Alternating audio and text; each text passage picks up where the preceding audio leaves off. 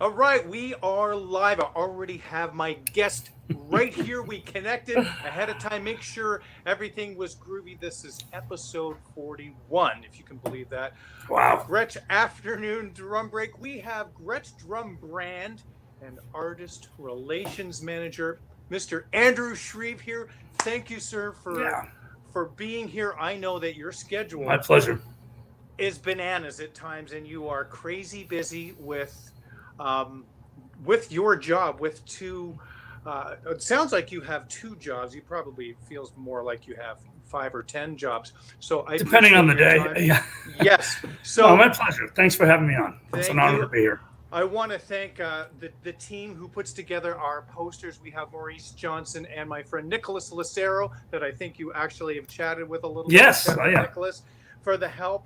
And everyone, please comment and let us know where you are watching from. Even though I might not acknowledge live exactly all of the questions and comments and answers, I look on and go on afterwards and try to reply to each and every one of you. So thank you for tuning in. Mike Patton, we have, man, there's a lot of people that know you, Wow. Andrew. I don't know, like you, Do they want to know me? No. uh, I think everybody in the Gretsch Oh, world knows wow. Andrew Shreve. It's like, Well, wow. We've that's got it's Vinny, we've got Fred and Dinah, and we have Andrew Shreve. I think that's kind of might be the order. Hey, this is good. So thank you again. What exactly is your job? Like, so you're the Gretsch Drum Brand and Artist Relations. What sure. exactly does your job entail? Well, it splits in two. There's the artist relations side, which is catering to, our dear friends and artists in on the roster. Also to scout, look for talent, and of course reviewing applications. Um, and that's deeply tied into the marketing side. Hmm. And then on the brand manager side, it's primarily got so many different facets on that. It's working with sales. It's working with the R&D team. It's working with the factory. It's got so many different areas to it. I mean, there's some days to where certain departments are busier than others. Right now, artist relations is a little bit slow for obvious reasons. But the brand manager side definitely does not slow down at all. There's always something. But it's so many different roles, and it changes on a daily basis, really. That's cool. So, how have Yeah. things changed for you job wise since the pandemic began? Well, like I mentioned, AR has slowed down, of course, but we still stay in touch with many of the artists, and some of them still will place orders.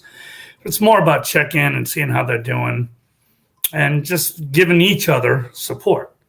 And they support us in terms of checking in, seeing how the brand's doing, and then of course I support them, just checking in with them as friends, and hopefully they're doing well. And some are busier than others, but they're getting through it the best they can.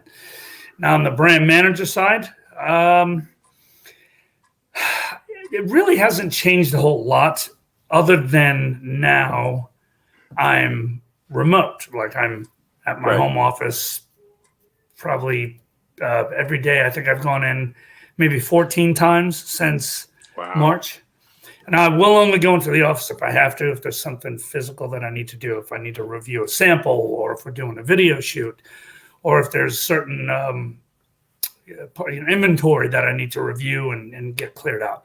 But other than that, I mean, I'm in Zoom meetings all the time and Skype calls and everything in between. Right. But in terms of just general brand manager operations, it hasn't changed. Is that something that was added to your job description, doing the brand management side? Yeah, I was originally hired to manage artist relations, and about a year later, they asked me if I wanted to also absorb the brand manager position as well, and did. And yeah, it's I didn't think I'd be this busy, but I am. But it's an honor. It really is to really be knee deep with the instruments and developing and working with sales and Hmm. working with distributors. It's so many different facets. It's Yeah. it's it's an honor. It really is. You really have your finger on exactly what's happening on the Gretsch pulse, what's coming down the pike. And that's pretty awesome to know that. As I've gotten to speak with more artists and folks involved in the Gretsch business, it's been amazing for me to gain some insight as to how things really work. I thought I knew, but I only really kind of could pontificate and not really have any kind of facts. And this is we will get to more about developing how the brands has been developed over the years and the process for that. But I want to go back to the start of your musical journey, because everybody knows you as Andrew Shreve, works for Gretsch. He's the brand and artist relations manager. But let's talk about where are you originally from? Originally from Providence, Rhode Island. Okay. Born, raised there until 21, and came out to California.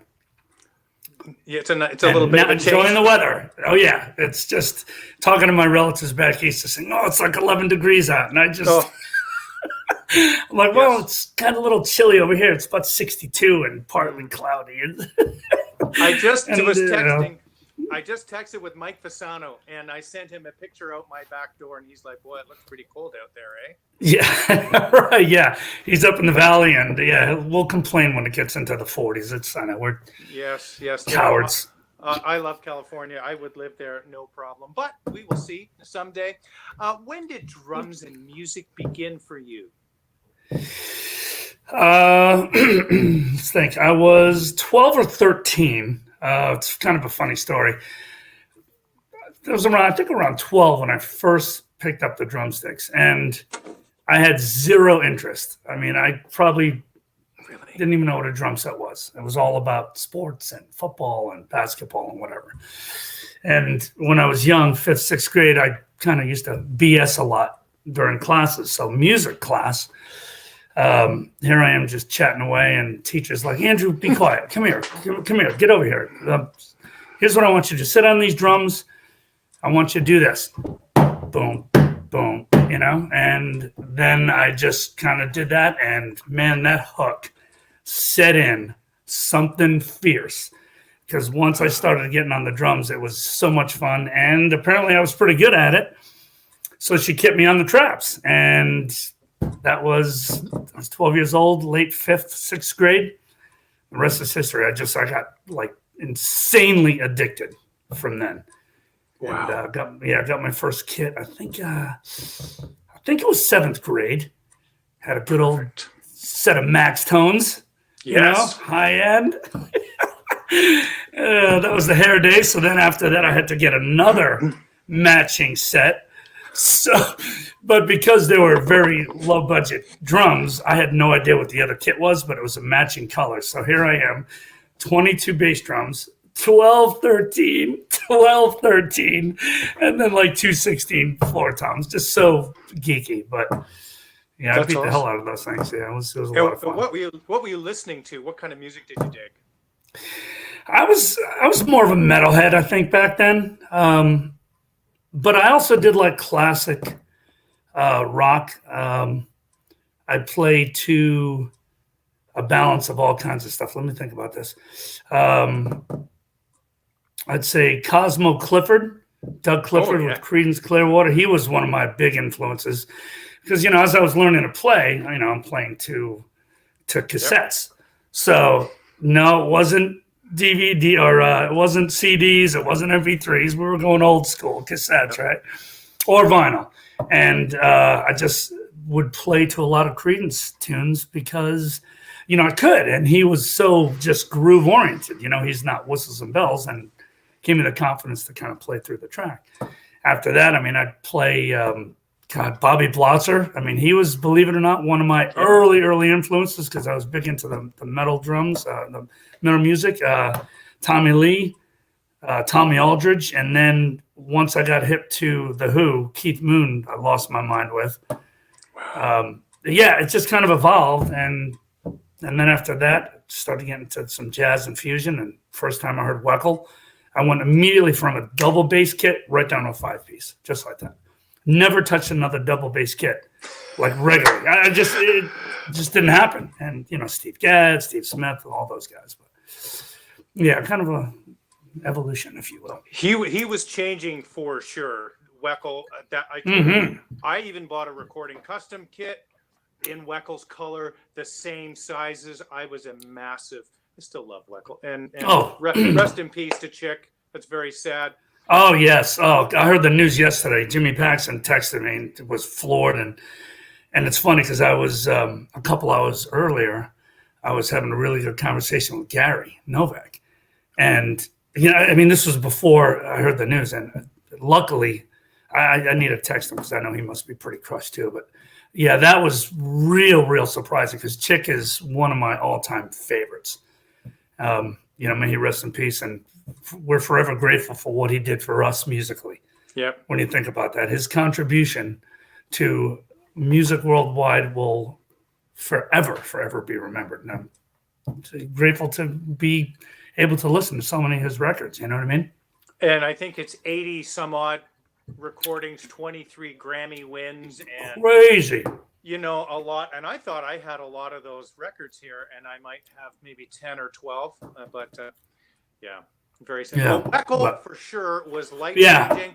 Yep. Steve Gadd was another one, but obviously amongst many other drummers who he's influenced. Yeah, Tom Breckline, Tommy. Oh my God, slamming. But man, oh man, that was a great time. We're probably around the same age. I'm turning 54 in a couple of weeks, and I just turned 51 a few weeks ago, so we're right on par, if you will. Okay, man. Yeah, I'm old, but for sure it was life changing because I had a Neil Peart double bass kit, and once I discovered the electric band, I went, okay, I want toms that sound like that, and I got rid of the other bass drum. I actually had a Gretsch kit before then, and cool. Sold the Yamahas and kept the Gretsch kit, and that was. Yeah. But did you do any drum lessons early on, or were you just playing by ear? Early on, I did study with two teachers. The first, God forgive me, I cannot recall his name, but I was really young. He was an older chap, and he was a multi-instrumentalist teacher. So he wasn't exclusively on the drum side. But, I mean, the thing about him I do remember, which I'm really blessed about, is he was encouraging. I could play and I could work rudiments, and he wasn't one of those teachers where it was a real hard ass. Like, you're not getting it right. You don't keep focusing it. I mean, if, in my humble opinion, at that age, if he did not have the positive impression that he did, I may have just thrown the drumsticks into the trash, throw them in the fireplace, let them on fire. Who knows? But he was really positive and just a good heart and kind of encouraging. And then as I progressed, I got better. I wanted to just study a bit more aggressively with someone who was primarily focused on drums. And then there was a gentleman named John Lamoya I think he was in East Providence or somewhere in Providence. And that's where we started really digging deeper. He was a bit harder on me, but he was still great.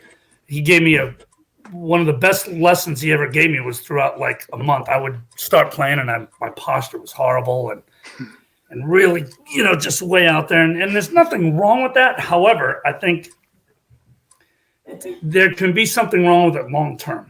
Yeah. You hear all these stories about many of these guys that had lousy posture, played like that for decades, and then all of a sudden their back is fired up, right? Well, that's what he would tell me. He goes, Andrew, straighten your back up. I'm telling you, if you don't, your back will be beefed up for like years. And I finally was like, okay. I'd get into the bad habits. He'd hit me over the head with a drumstick. I mean, not hard, just, like a towel. He goes, damn it. Yeah, and I learned, and I think my posture is decent. Sometimes I get a little, gritty with it, but if I'm in the mood. But and that we just learned rudiments and concepts and different styles a little bit. And after that, I kind of just self-taught, until I moved out to California. Mm-hmm. And what kind of gigs were you playing when you started playing out with people? What kind of music was that, and what were the venues like? Honestly, it's funny. In Providence, I never played one gig publicly. Okay. It was high school, and it was more just kind of school ensembles and maybe a couple jams with a couple friends, but never played any gigs. I was never that kid. I would have loved to have, but I don't think I never thought about branching out with other musicians to play gigs. I don't know why it wasn't in my wheelhouse, but it wasn't. Not until I started playing, in California and realizing, okay, I'm going to take this pretty damn serious. That's awesome. Funny. Yeah, I mean, sorry? I'm just going to say, and how old were you again when you moved to California? I was 20 years old, January 3rd, so I was just on the tail of 21. I mean, 3 weeks prior to 21. It was the service that brought me out here. Right. Yeah. Right. And so did you have aspirations when you were young to play for a living, or was it something that was just kind of for fun? I actually did. That's a good question. And this is kind of a pretty fun story. So in high school, I definitely wanted to play music for a living. I almost left the school that I was at, or I pushed to leave the school I was at because they didn't really have a music program. But then, which was, I'm forever grateful, the school decided to bring in a musician, or a professor from Berkeley who happened to live in Barrington, Rhode Island. His name was Scott Free. Fantastic guitarist. So he would come and give lessons or set up ensembles with a few of us. So I was able to play my junior and senior year. And, I really had aspirations to take it to the next level and make a career out of it. I applied to Berkeley College of Music.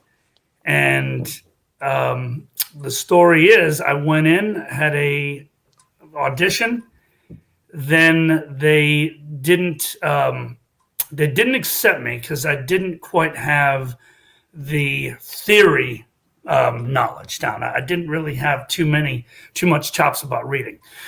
So I think one of the admissions persons said, look, if you take a class over the summer, music theory, we will evaluate it and explore the possibility of you going in the fall.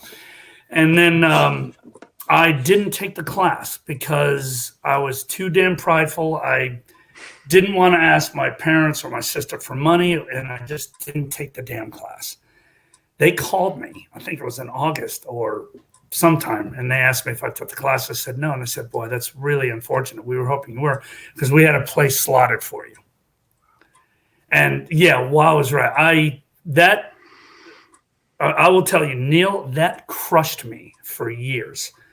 And that I was devastated. I was so disappointed in myself, and just, why didn't I take the class, et cetera, et cetera. Told my sister, she almost threw me under the freeway. She was so upset about it.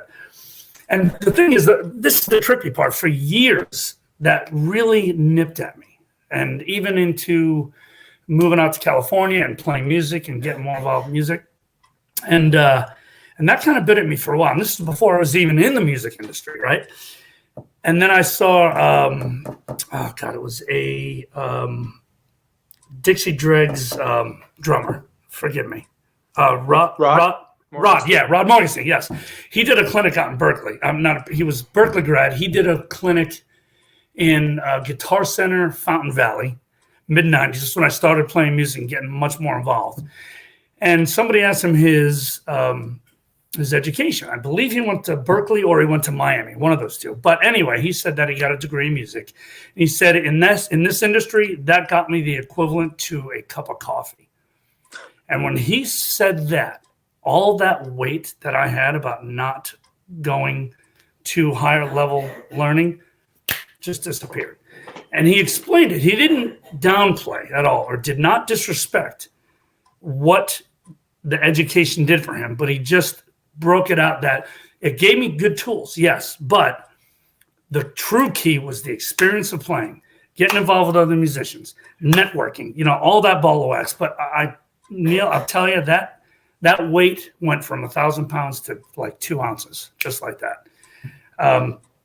Funny story, but that's incredible. Here we are. Yeah, it was. Sorry, long-winded on that. My apologies, but for those who ever felt that way, It's please don't, because man, it bit at me for a while. It really did. I remember wanting to apply to Berklee College of Music. I didn't go to the Humber College in Toronto. I studied at a place called Ontario College of Percussion, where it was just one-on-one drum lessons, and then I studied piano as a minor. And there was always the stigma: if you didn't go to Humber, then you weren't, in with the cats or with. But I remember Vinny not finishing Berklee, Weckl doing a little bit of time at Bridgeport. And Steve Smith, I don't think he finished, right? No. I mean, I think if you want it badly enough, you're gonna. Although school has the pluses of of connections and networking, and meeting people and things like that, but it didn't happen for me, and it seems to have worked out okay. I'd say, yeah. Well, I'd say for you, you're doing just fine there, my friend. Now let's talk. So you went into the Navy. Let me get this right. So you joined the Navy, and you were an aviation firefighter. Yeah, I was. I was. I know, it's funny. I mean, what got me out here was, this is kind of neat. Out of high school, I was playing music a little bit, but I just didn't really have a direction, right?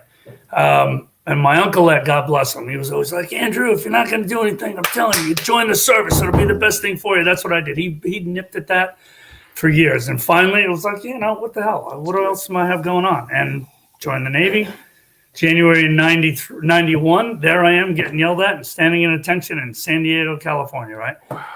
And then, went in and decided to go into the fire, the aviation side. And then went through school and was on the USS Okinawa, and I gradually was a blue shirt, which would be some of the handling of the aircraft.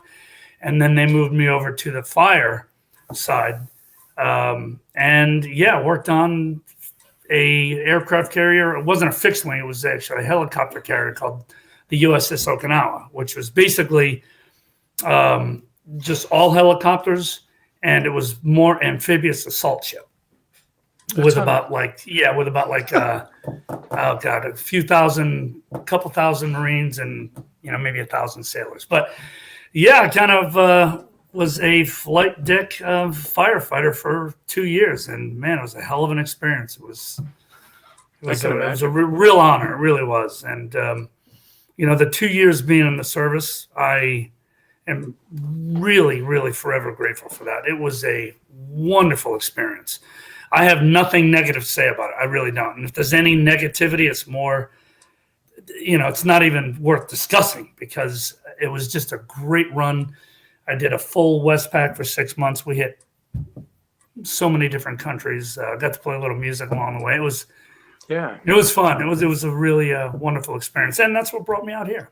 Something to do when you're young, to get that experience, life experience. I think it'd be good for everybody. I've never done service, but I think it would be good, from what I've heard, for anybody, for discipline and for just getting your life on track.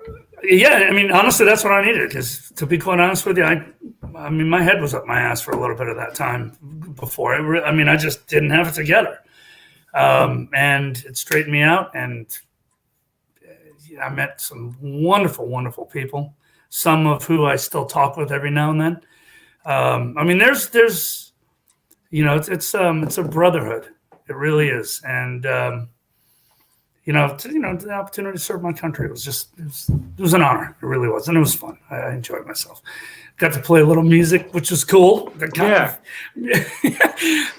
Sometimes I have a couple of beers with the boys, and, how'd you play the drums? And you can. And I'd get up and I'd pull it off. And that'd be fun. I played in Hawaii. I think it was. Where the hell else was Hawaii? Played in Hong Kong. I played in Mombasa, Kenya. That was a real treat. I played with a local band, and they were playing. I don't even know what the song was, but it was probably a local song, and I feel like I just totally wrecked it. But along the whole way, I'm like, damn it, where's the one? But yet they were all smiling, having a good time with it, and played in Australia, and it was a real treat. It was fun. That's awesome. See, yeah, you never would have done that or had that experience. I mean, No way. No. You know, No. so a lot of folks here are thanking you for your service. Oh, it's an honor. Nicholas Lucero, his grandfather was a Navy man. Dave Ford, Mike Patton. My uncle was actually a Canadian, but joined the Navy. Ended up moving to Pensacola, Florida, became an American citizen, and he was a career Navy man. Good for him. I remember that, and we still have his Navy hat, which is Jim Haler from Yamaha. He was a Navy guy, and he was in the band.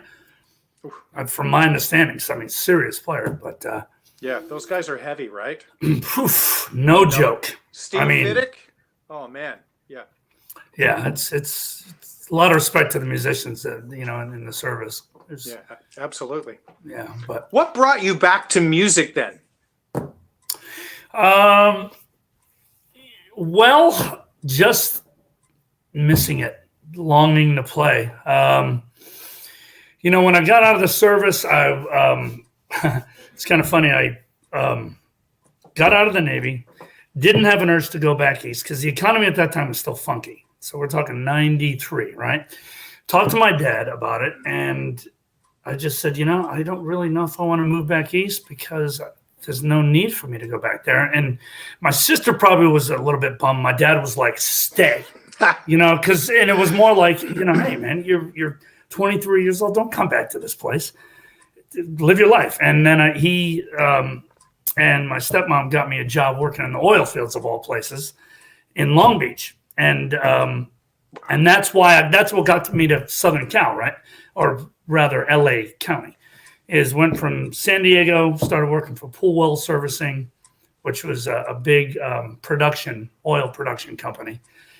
And then for like a couple of years, I wasn't playing music. And a friend of mine basically said, dude, why aren't you playing music? I mean, you should play. That's really, you're passionate about it. And I was like, yeah. And then he got me in touch with this one guy who was looking for a drummer. And I didn't have any drums at that time. He got me in touch with another guy who had a kit that I could borrow. And then I started playing with this one band called the Drones. It was just a fun ska band, a lot of fun. And that's kind of got the bug. And I started playing again. I was like, I really need to just get back involved, and I want to take lessons, and I want to attack this instrument again. And that's what did it. Wow. It's just when you have an urge, when you're so damn passionate about something, it's always going to nip at you. I mean, if it's a positive passion, it's always going to kind of bite at you. Like, hey, man, I'm still here. What's the holdup? Yeah. And then I wanted to start taking lessons, and I studied with Russ Miller because he was in the Valley. I saw him actually do a quick story. He did a clinic at the Fountain Valley Guitar Center. I went there all the time because I lived in Orange County and Long Beach, back and forth. And that's where I bought my premier Janista kit. It was my little drum hang area. I mean, I still know a lot of the guys that were there, and saw him do a lesson, give a clinic rather. And it was like, what is this? This dude is ripping good. I mean, lost my mind. And I asked him, I said, do you teach? And he said, yeah. And I think probably a couple months later, first lesson with him, and his approach and what he did for me musically, forever grateful. So we studied privately for about a year, and he changed everything about my playing. What are some of the things that he had you work on or practice? Well, the first lesson I remember, so I was dibbling and dabbling. I've always mixed, matched, and traditional, right? But I probably didn't have either one down correctly, or at least an acceptable technique. So he saw that and he said, well, let's work on one, and then over the time we'll get the other one going. So then I decided, okay, let me work on traditional grip. And then he just taught me great technique, the molar stroke. Early on, it was more about a bit of technique and facility, and then some rudimental and rhythmic focal points that kind of I could evolve in, right? And then from there, it was more conceptual and deeper thinking. Because a lot of my humble opinion is a lot of great teachers can spend just as much time in digging deep on the philosophy and more of the verbal communication than, okay, with your left hand, you're going to do this. With your right hand, you're going to do this. You know what I mean? Yes. And we started digging deep on like, well, why do drummers do it this way? And why is this track so damn epic? And I can't figure out what it is about that. And, we dig into that. And then from there, we work on the facility. I mean, it was a great 1 year training seminar, if you will. That's what you needed. And yeah, it was what I needed. Absolutely. And, from there, started really playing in a lot more band settings. Once I joined Peisty, then it was, I really was playing a lot more. So it was a treat. It was a real treat, and forever grateful to that guy. And we still talk every now and then. And I watched one of his videos, the Dromeo video that he did. I think it was last year, a couple of years. It's just sickening. He's so talented. He is such a. I heard him first on a Yamaha disc demonstrating sounds for Yamaha drums. Oh, and it was also the Crash Course. And, yes, yep. He is frighteningly good. Yeah, he's heavy. That should be illegal. He's that good. It's like let's arrest him. Yes, let me have a lesson with him first, though. Now, were you playing Gretsch drums? Were you aware of Gretsch drums at this point? I mean, I was always aware of them, but I really never gave them much time, and it really was that I was kind of more. I had my Premier kit and absolutely loved it.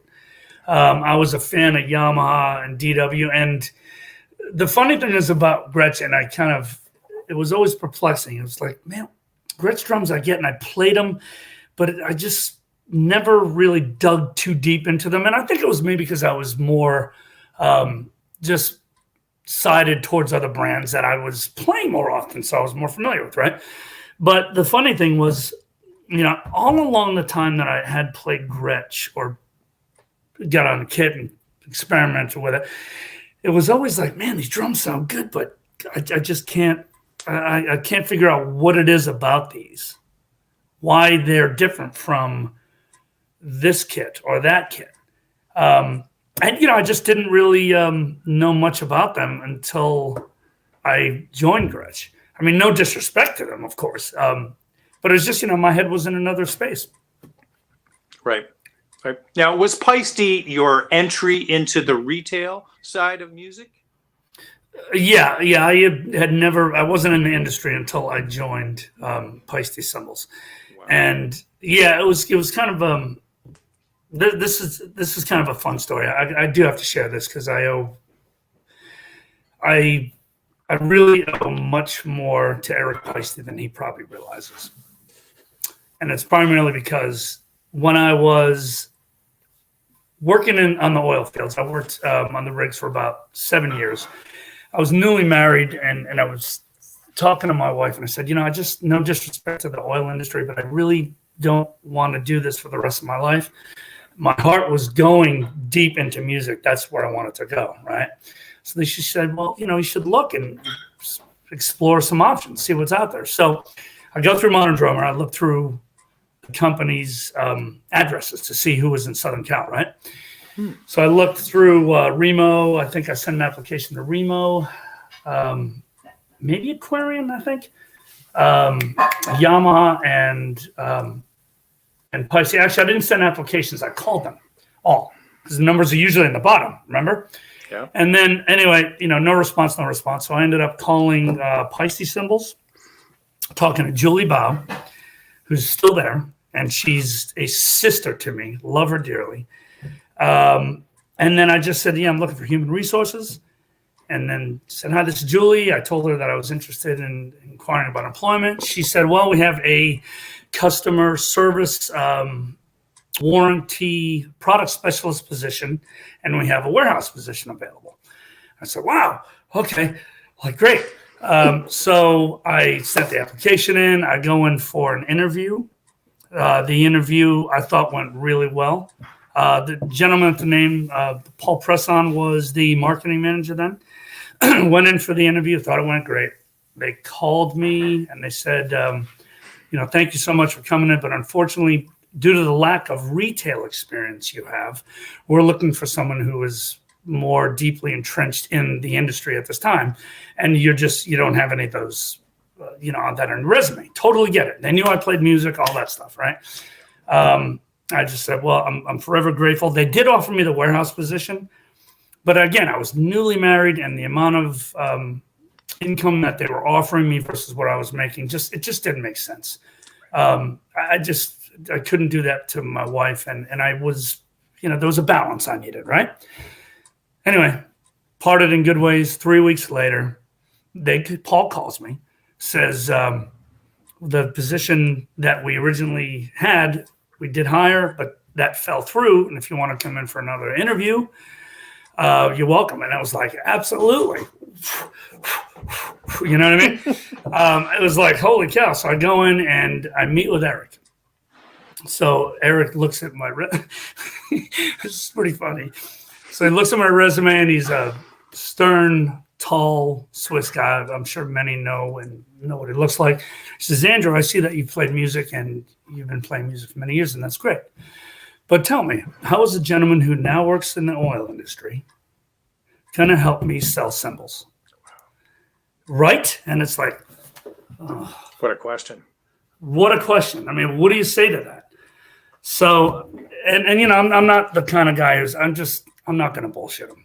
I'm not going to just try to throw a line out there that he knows is coming. And then it's like, okay, we're done here. Thank you for your time. I looked him in the eye and I said, Eric, I really don't know. But if you give me a shot, I know I won't disappoint you. Wow. I mean, it's like I threw my cards out on the table. What else can I say, right? What else can you say to that? Nothing. Other than, and then he looked at my resume, and he said, okay, let's take a shot at it. When can you start? Right? And I said, I can start in 3 hours. I can start tomorrow, right? So he laughed at that. He said, no, let's start next week. And then that was on a Wednesday, I think April 24th, 2000. On a Wednesday, I believe, or a Tuesday. Yeah. Started that Monday. And 15 years and 2 months I was with that company. And, but, forever grateful for him giving me a shot. Because if he hadn't, who knows? That's interesting. So what were your roles at Peisty?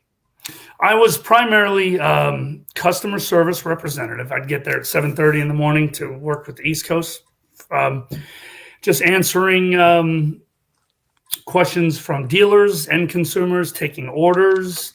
I quickly learned to become to be a product specialist. At the time, there was Rich Mangiacaro was artist relations. Steve Riskin was also artist relations. And then there was a gentleman, Eddie Clift, who was a long-time industry veteran. And, he took me under his wings, he and Rich. And man, they really taught me well. And those two, along with Eric and other people in the industry, I just learned from people who just knew what the hell they were doing, and I also was the warranty guy.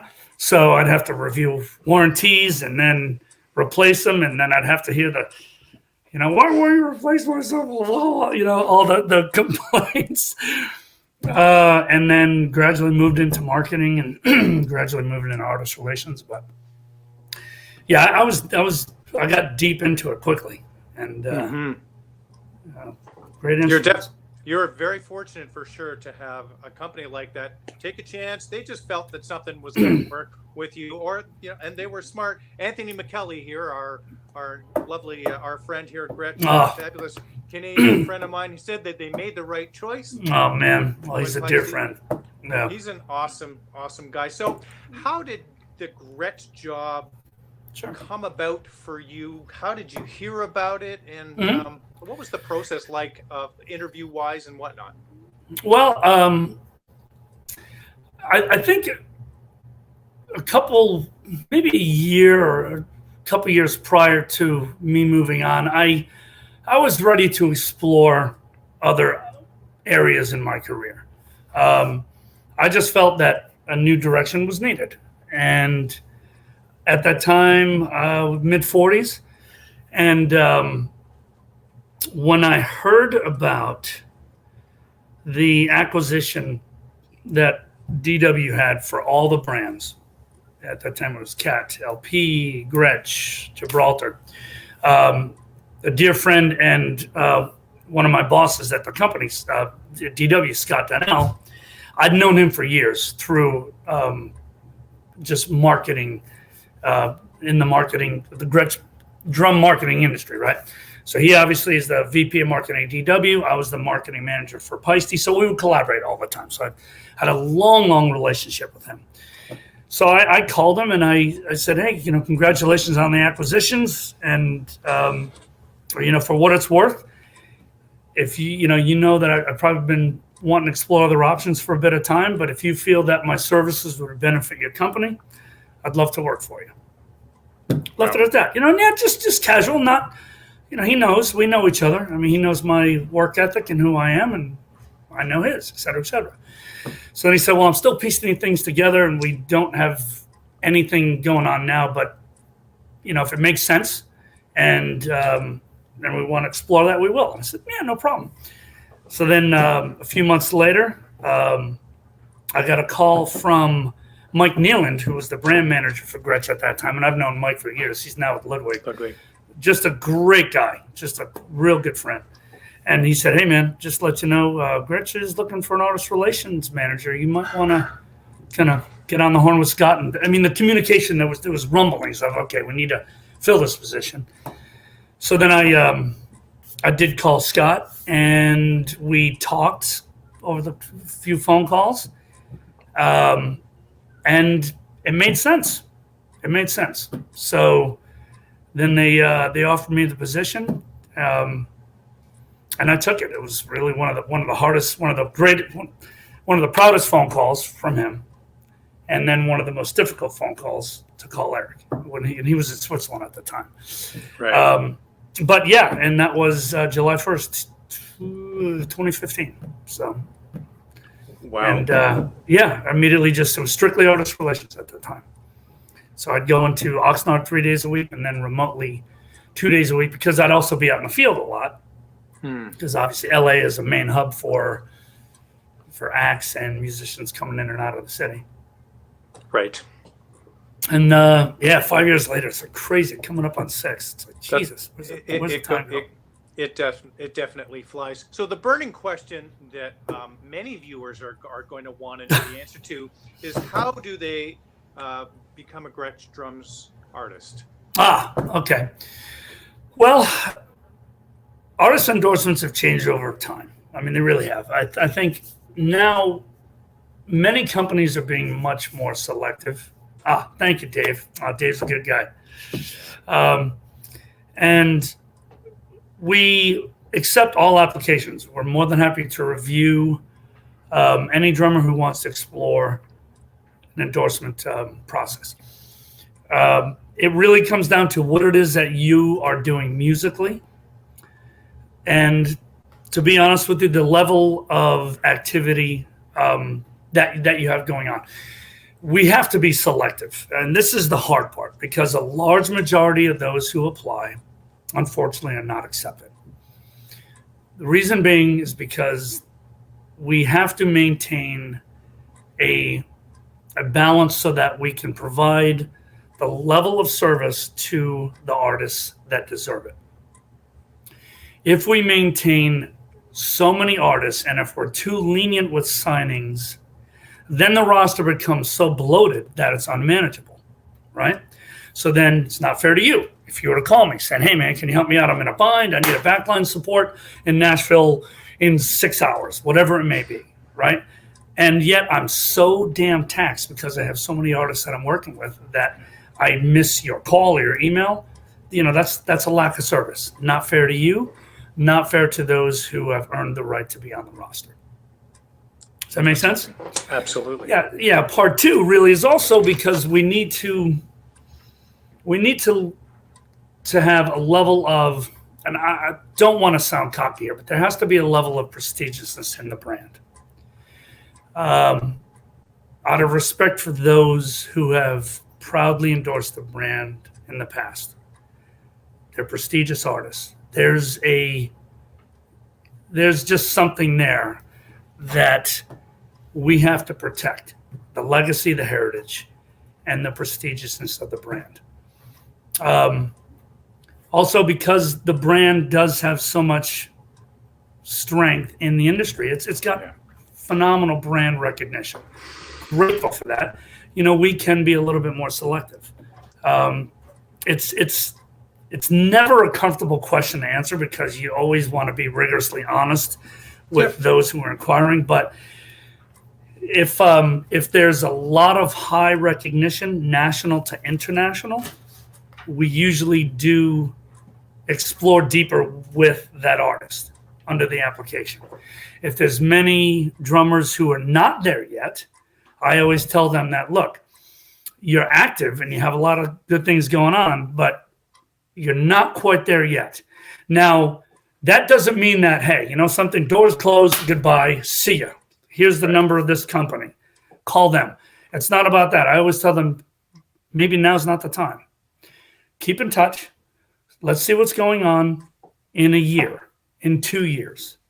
And I've had a number of artists that we've signed with that impression saying, look, give us a bit of time, keep in touch. And they've grown and they've grown and they've grown and they've done all the right things. And it's like, now it makes sense. And they're like, oh, yeah. And we've had great relationships because of that. And Mike, oh, yeah, something right there. He's so right. He goes, yeah, play what you love and love what you play. Dude, Mike knows because I've known him for years. And that's the thing, man. You really do want to be a part of something that you believe in. Don't go for an endorsement just because it's cool to be endorsed. Wrong approach. Go for a brand that you strongly believe in, that you're passionate about. Whether it's Gretsch or whether it's Pearl or whether it's DW or whether it's Yamaha, that to me is absolutely key. You need to play an instrument that you love, that you've always loved, and that you feel a part of. And then just let the rest play in line there. Does that make sense? It makes sense. Because you're lying to yourself. You're really lying to yourself. If you're playing a brand because you have an endorsement, but yet you don't feel you're not behind the instruments, physically, musically, emotionally, then what are you doing? No. I had a Thai endorsement back in 2005. And my mom came over to the house and said, where are your Gretsch drums? And I said, actually, I don't have a Gretsch kit. She went, my mom was so mad at me. And genuinely, she looked at me with the most guilty look saying, she goes, you don't have any Gretsch? She goes, why? It wasn't very long afterwards that I got a Gretsch kit, and the Thai drums just didn't work out for me, and it wasn't the sound I heard in my head.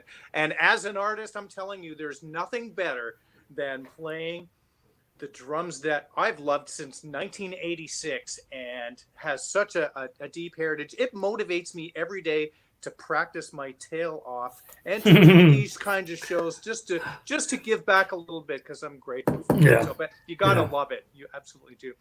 Regardless of the brand, This is true. Do companies sign artists during a pandemic? Some do, but we are right now just on a signing freeze.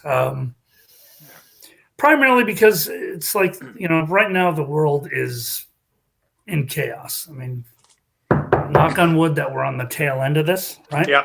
So it's like, let's just put it on hold. Let's just be patient.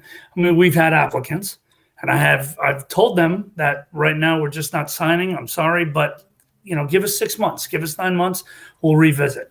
But Gretsch and DW at large, I mean, all the brands under the DW window umbrella are not signing talent at this time. Yeah. And there's a comment from our friend Dave Anania. What an awesome guy and fabulous drummer. I really hope that I meet the majority of all of these guests one day, because it'll be a really lovely reunion. Well, thank you, David. What are some of the most unanticipated benefits of your job? Something that you didn't realize that was going to be a plus for you. Is there anything you can think of? Ooh, man. I'm sorry. Oh, yeah, no. That's I would say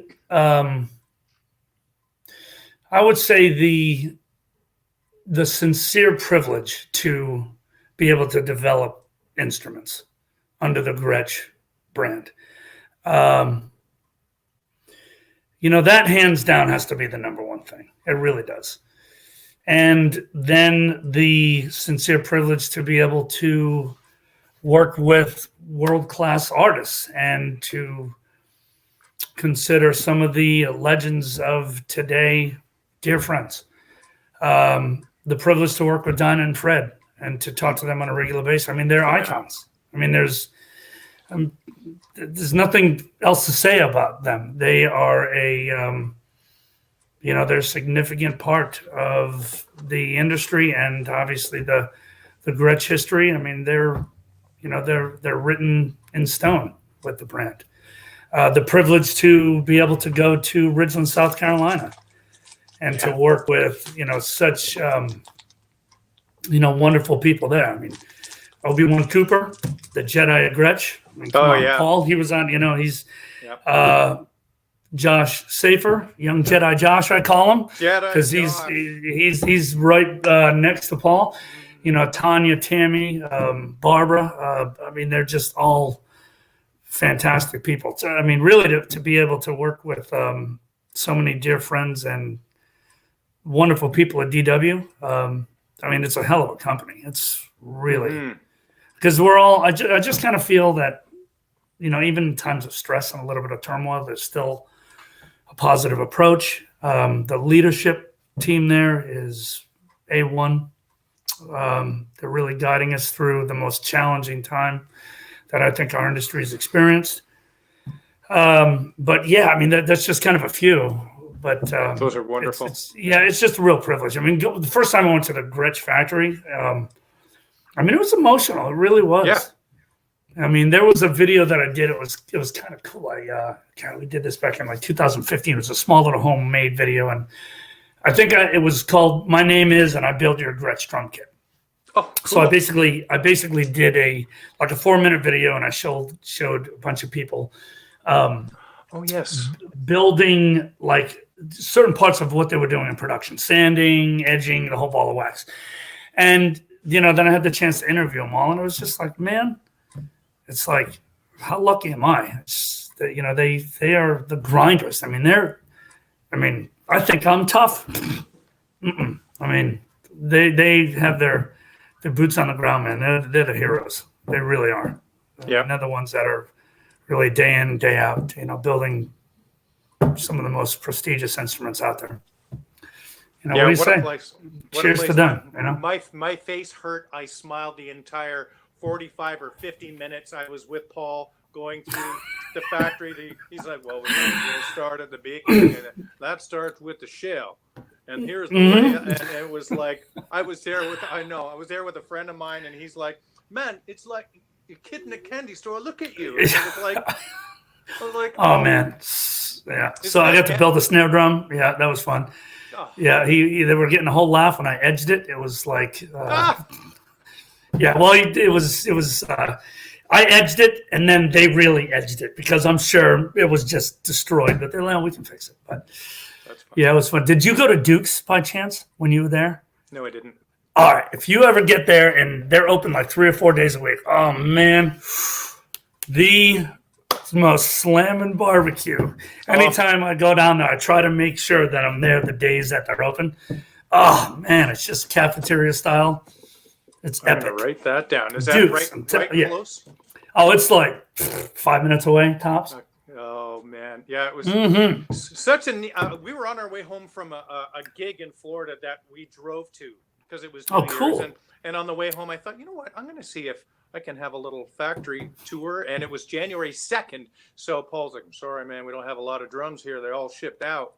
And I'm like, that's good. There was plenty there to see. And I was in the inner sanctum, Paul's office, and it was, yes, Lena is tuning in saying Dukes is the bomb. Hi, Lena. Nice to see you guys. She knows. Yes, Lena knows. Absolutely. Oh, man. So damn good. Best fried chicken you'll ever have. Man, will they deliver it to here? Will they ship it to me here? I don't know. Maybe.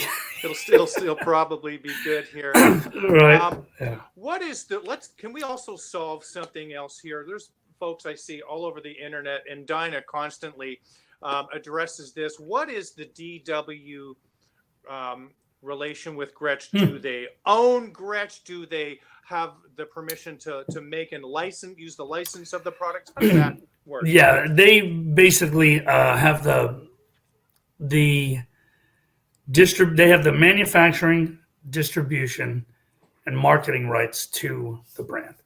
So they basically license a right to all of what I mentioned. The Gretsch family still owns the brand trademark itself. But outside of that, DW owns primarily all the inventories of the Gretsch elements inside the factory. Fred and Dinah own the building. The Gretsch factory walls are they own. But we, as in DW, have the rights to all those other elements: distribute, manufacture, market. And I mean, it was really smart of them to accept that distribution arrangement because right. I just always hear that, DW is never, there's no other company that's done so much for the brand of Gretsch in such a short time. That's right. What I've been told. Again, I've only been with the company since 2015, so I can't speak on the history. But again, I mean, come on, of course, Fender. They've also done wonders for the brand as well. But when you get a company as in DW, such a prestigious, highly acclaimed worldwide brand, right? Yeah. To represent and to distribute another brand what has so much history and so much legacy, it's a real privilege. Even Chris Lombardi mentioned that. He does pay tribute to those elements, how fortunate they are to have the opportunity to distribute such a prestigious brand as Gretsch. They're a great ally, and I'm grateful for that. I was afraid in the very beginning, as many Gretsch people were, that things were going to change in terms of, what the drums would look like, but they've adhered to the tradition and the recipe, as Mr. Gretsch calls it, the recipe that hasn't really changed. And well, that's good. When I was at the factory, they said that DW was wonderful. They got a new machine back.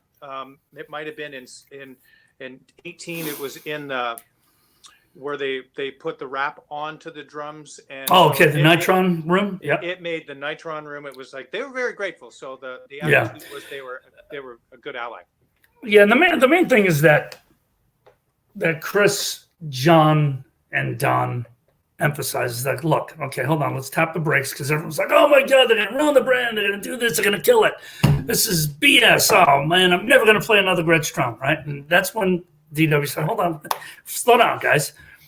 We're not going to manufacture the drums in Oxnard. That's not what this is about.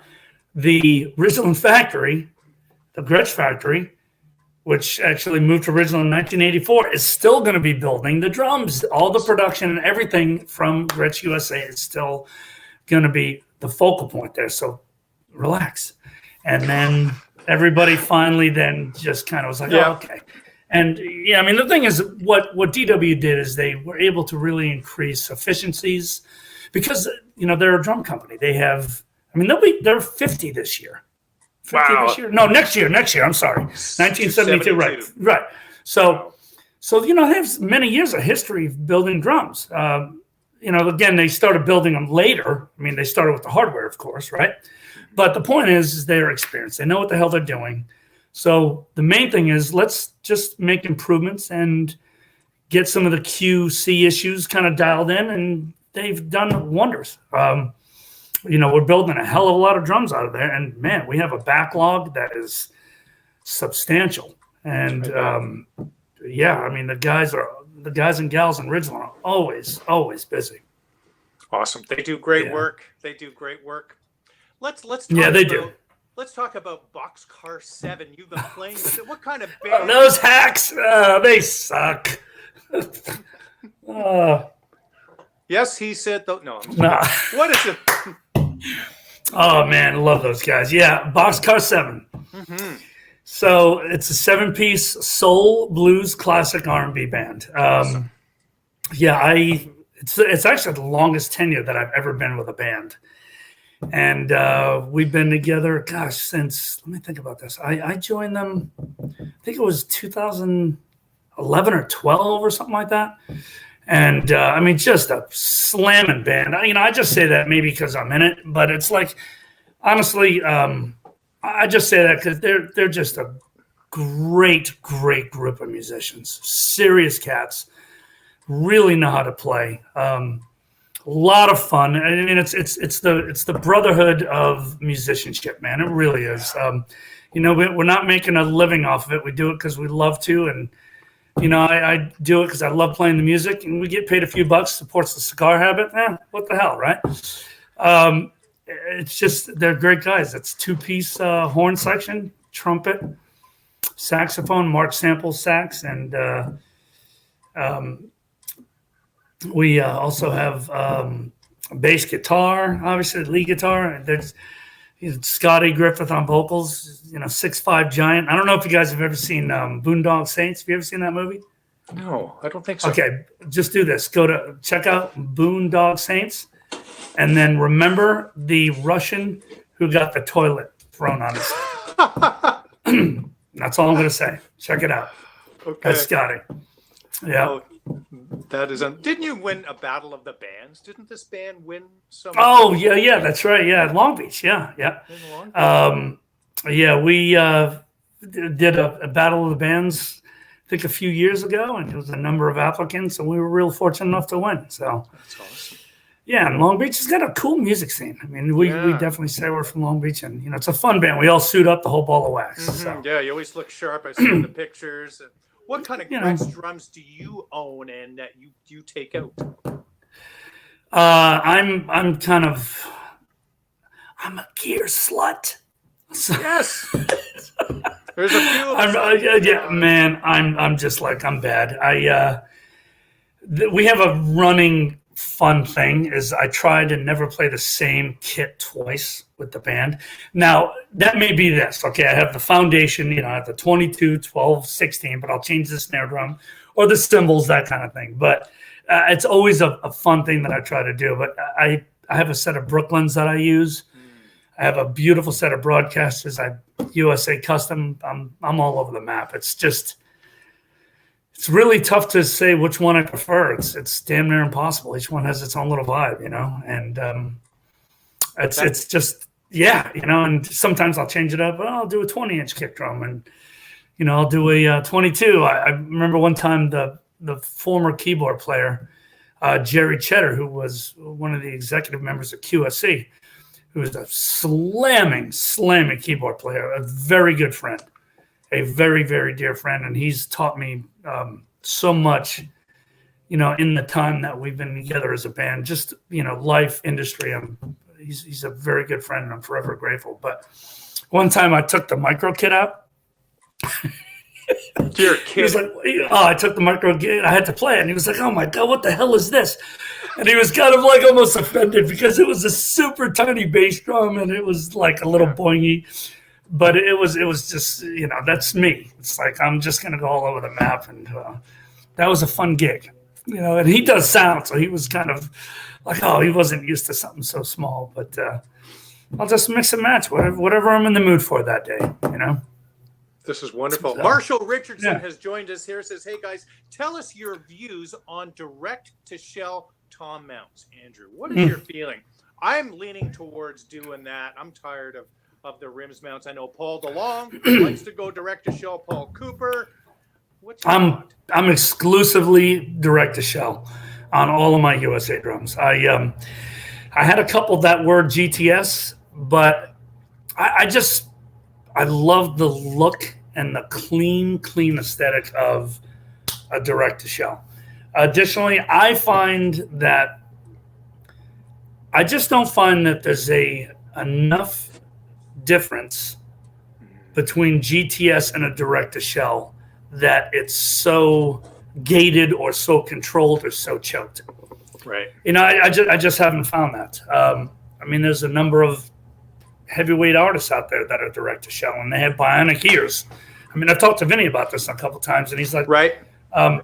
He's never found enough difference to go away from a direct-to-shell.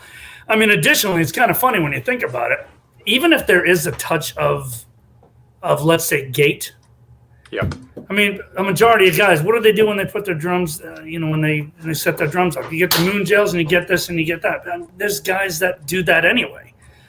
So, right. If you find that direct-to-shell gives you a touch of that kind of curve, you're okay. You're fine.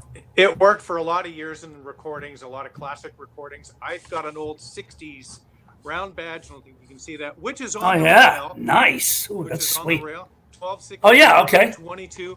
And thank you so much for coming up with that new clip mount thing. That is that, oh, the spade plate. Spade plate. Yeah. That's what that's called. Man, oh man, I can't wait to see if I can retro, because I'm a little nervous. It's a 13-inch tom. It's right, but you have the old rail mount, right? That's the old rail mount. I do. Yeah. See, so what you would need to do is take it off the entire unit. Yep. And then get the new rail mount, just because it's much more industrial. Yeah. Player friendly. If you're going to have that kit set up permanently and it's going nowhere, then the original rail mount's fine. But if you're going to set up, tear down, tour, the new rail mount is just much more user friendly for that fashion. But it won't work unless you have that spade plate arm, right, to work for the diamond plate, not the spade plate. I was excited to see that at the new unveiling, man. I couldn't believe it. That's wonderful. Yeah. It's kind of something that we were like, okay, we need to do this, and it made sense. Okay, here's a little bit of what lines would you recommend for the various situations? I've always said that Gretsch covers the gamut for everything. I used to own other brands of snare drums. The only other drum that I have that's not a Gretsch drum came from Neil Peart's first drum teacher, Don George. When we knew that Don was dying, he died, I think it was 8 days before Neil actually passed. So I own that drum and another 100-year-old drum that my mom bought me. But apart from that, I don't own anything because I don't need to. So what would you recommend for a person in this situation, a beginner drummer, 12 years old, male, female, doesn't matter, playing at home and maybe jamming with their friends? What would you recommend? If they have never had a kit before, yes. So if they've never had a kit before, and if you want to go for the all-in-one, Gretsch Energy is just a great choice. It really is, because it has everything you need other than a throne and a pair of sticks to get you started. Wow. It's a 5-piece drum kit. It's got the snare, all the hardware that you need. And that's just a great starting point. Granted, it doesn't sound like epic, but it's a very, very good starting kit to get you going, and just to get your confidence in your comfort zone. My first kit was, that thing was a load of. We'll leave it at that. But you know something? But man, I beat the hell out of that kit until it was time. So it worked. It was fine. You know what I mean? And when you start out with bare bones, you start out with a kit. If you want it all in one, that's a good way to go. The next thing would be, Catalina Club, lights out. That's like a big, huge jump, enormous jump. We have artists that use that for in-town kits all the time. That's a great sounding set of drums at such a reasonable price. I would go that route if you wanted something that was a little bit more to it. Go that. Now, granted, it doesn't have hardware and stands and cymbals, but if it's like, I need something that's of a higher grade, go Catalina Club. You won't be disappointed.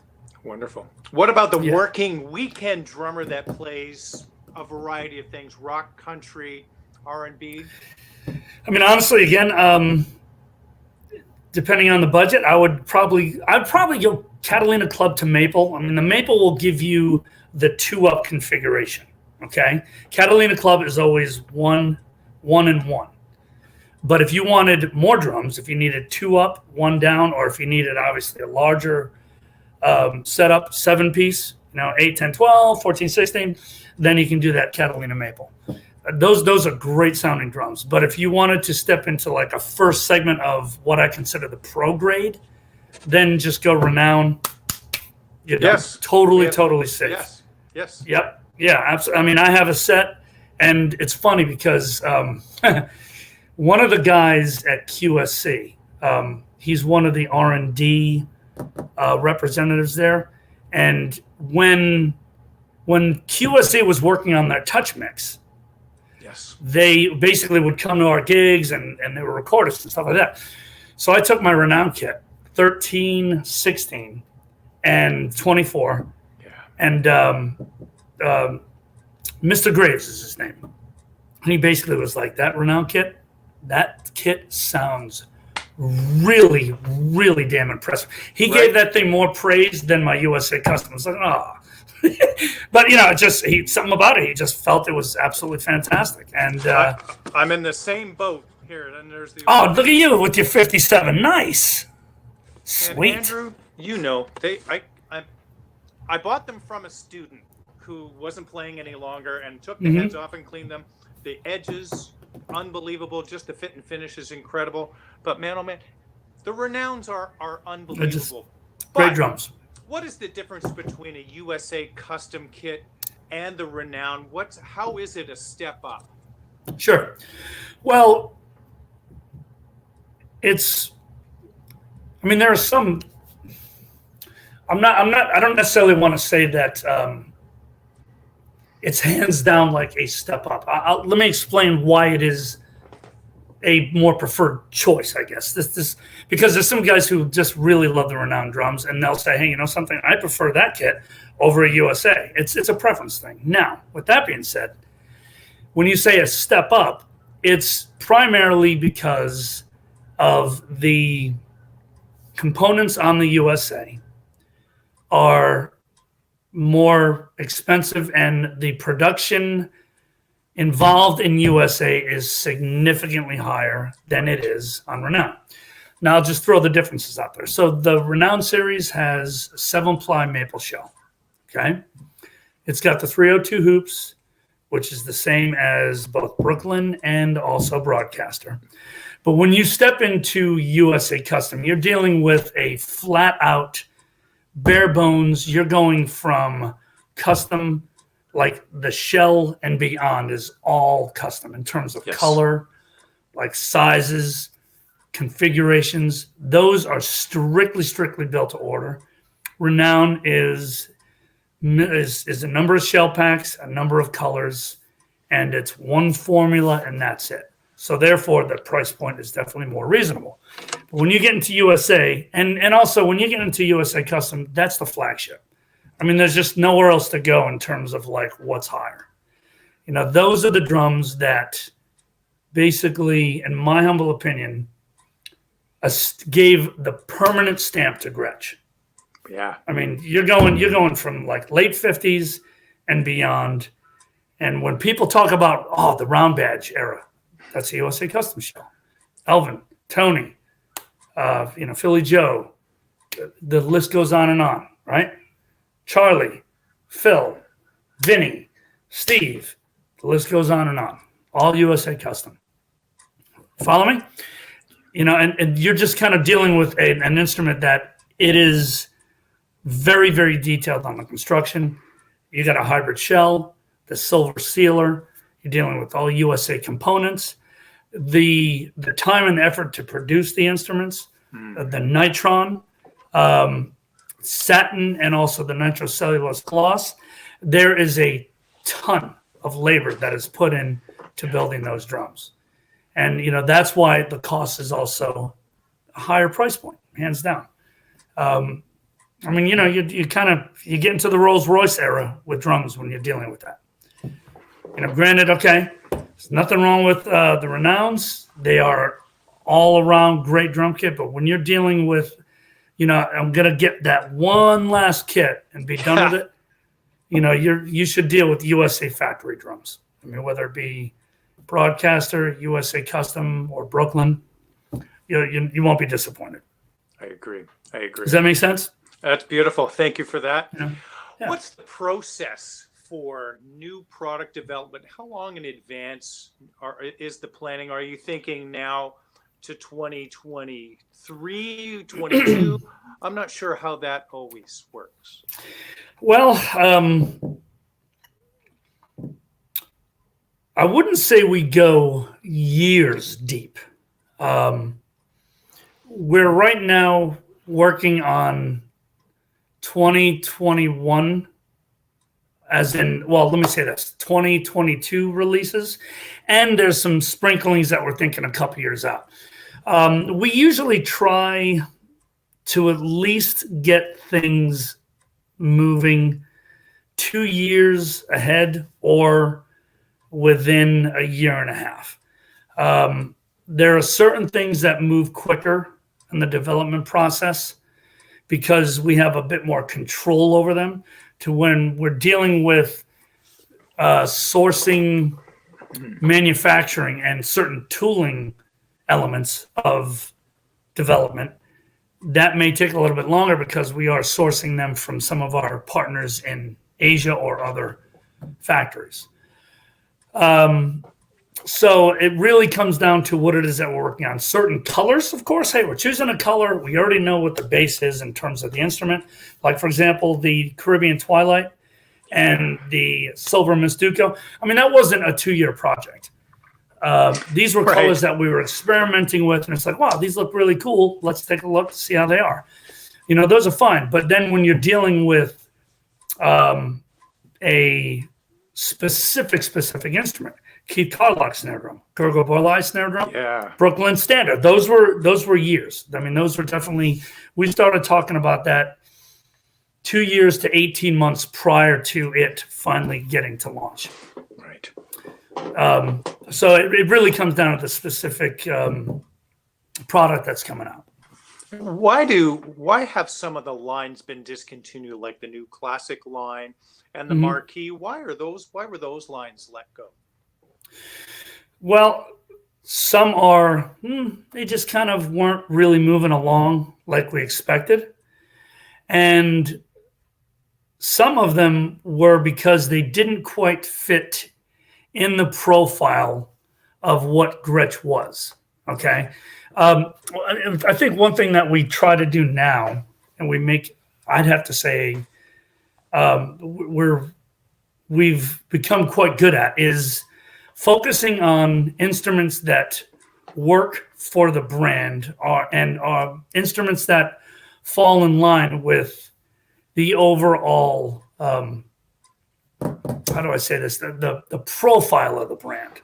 Right. New classic, great drums. There's some guys who still play them and love them. Nothing wrong with that. But those were kind of outside of what really the vibe of Gretsch is. And we wanted to just really streamline the program. And we wanted to keep it so that it made sense. And there's just certain series that fell out of that line. So we just said, something, let's kind of tighten it up so it makes more sense. That's wonderful. I mean, Brooklyn came out in 2012, and Brooklyn made sense. It is a different variant of a hybrid shell, but all the elements are within the vibe of Gretsch, and those drums have been very, very successful. Yes. Yeah, they're wonderful. Marquee was just a different element and didn't quite fall in the line of what I think the brand, wants to see, or the Gretsch enthusiasts. Right. I played them on Backline a couple of times at Mad Life Studios in Woodstock, Georgia, and they sounded similar to the Renowns, maybe a little more open because they're die-cast tubes. They're really good drums. We have a question here. I'll put that back up here. Hey, Fer, what's happening, buddy? oh, What? oh, man. I know people are asking. Hey, did you know they discontinued the gold hardware? Okay. Well, gold hardware just gradually fell out of favor. We at the time we had chrome, gold, and black, I believe. And granted, the gold hardware had its moment along with the black hardware as well, but gradually it fell out of favor. And also, chrome is just a classic Gretsch look, and it just makes sense. Additionally, the gold hardware is also quite expensive to manufacture. So then there's the balance of, okay, the gold hardware is starting to lose its momentum. So do we continue to make gold hardware and then having to make it even more expensive when yet the demand has gone down, or do we just gradually phase it out altogether? Right. And we've made the decision just to focus on chrome. What data do you look at when coming up with new ideas for lines or finishes? Is there any data that you look, like sales statistics and things like that, or other companies doing things?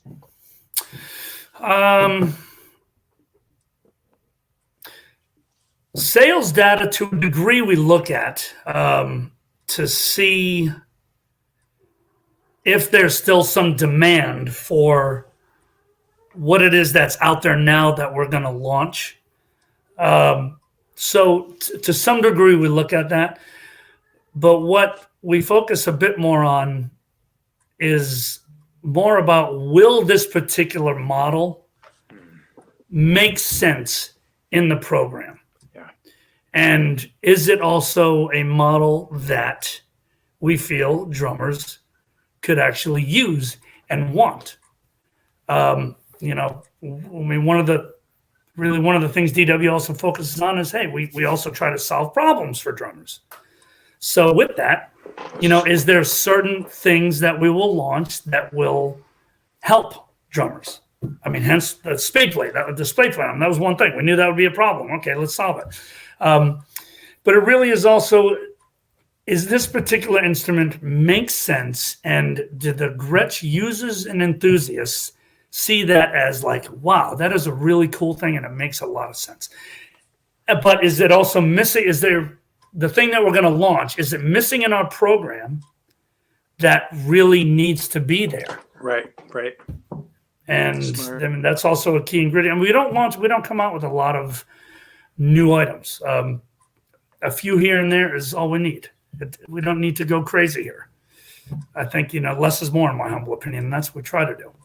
But the amount of finishes on the high-end drums is ridiculous. If you can't find something that you're going to absolutely love, then there's something wrong with you. Because I'm just and what I love about the site, the Gretsch Drums site, is that there's always, regular enough updates. Mm-hmm. So many drum sites and companies and whatnot, they don't update, so people won't go back there. But Gretsch, what's new? Well, this is new. So bravo to whoever is doing that.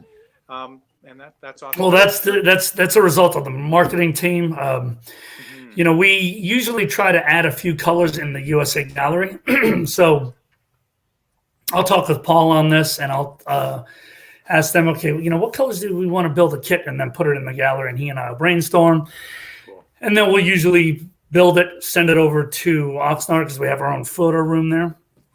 And then we'll shoot it, and then we'll sell it. And just to kind of continually add colors to the gallery, because it's one thing to see a Tom swatch, right? And it's like, oh, that looks good. Right. When you pop open one of those kits in the gallery and you look at that, it's like, oh, man, that is sexy. I mean, that just changes it. That's the first thing I look for, is what's it look like on a drum kit, and what's it look like, what it gonna look like in person? Yeah. What's in store for you in 2021 and 2022 personally as a musician? Anything happening, and for Gretsch, what do we have to look forward to?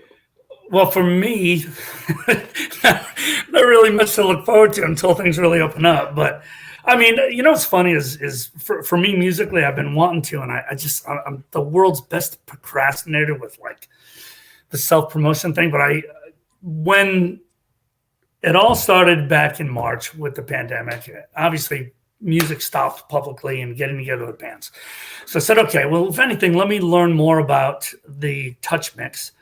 And so I have a Touch Mix 16.